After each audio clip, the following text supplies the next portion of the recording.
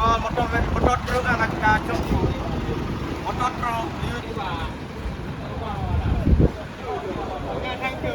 Masyarakat Kabupaten Aceh Besar mengirimkan 170 ton bantuan untuk korban banjir dan bandang di Aceh Tamiang, Aceh Timur, dan Kota Langsa. Pengiriman bantuan dilakukan dengan menumpang kapal laut. Proses muat bantuan berlangsung di Pelabuhan Ulele, Banda Aceh sejak Rabu siang 10 Desember 2025. Bantuan ini akan diangkut menggunakan satu unit kapal berukuran sedang. Pelayaran kapal bantuan masyarakat Aceh Besar ini akan memakan waktu lebih kurang 35 jam. Kapal nantinya akan sandar di Pelabuhan Kota Langsa dan proses serah terima bantuan akan diterima langsung pemerintah kabupaten masing-masing.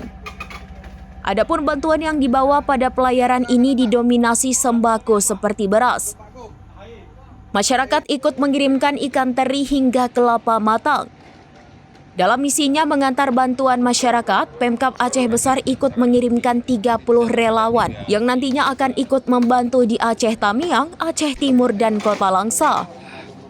Selain bantuan melalui jalur laut, puluhan ton bantuan masyarakat Aceh Besar lainnya akan dikirimkan ke kabupaten lain di Aceh melalui jalur darat. Proses pengiriman ini masih menunggu perbaikan jembatan darurat di Kabupaten Biren yang diprediksi akan bisa dilintasi pada akhir pekan ini. Aceh Besar sendiri ikut menjadi salah satu daerah di Aceh yang masuk dalam bencana hidrometeorologi. Banjir ikut menggenangkan sejumlah kecamatan di daerah ini dan merusak areal persawahan warga.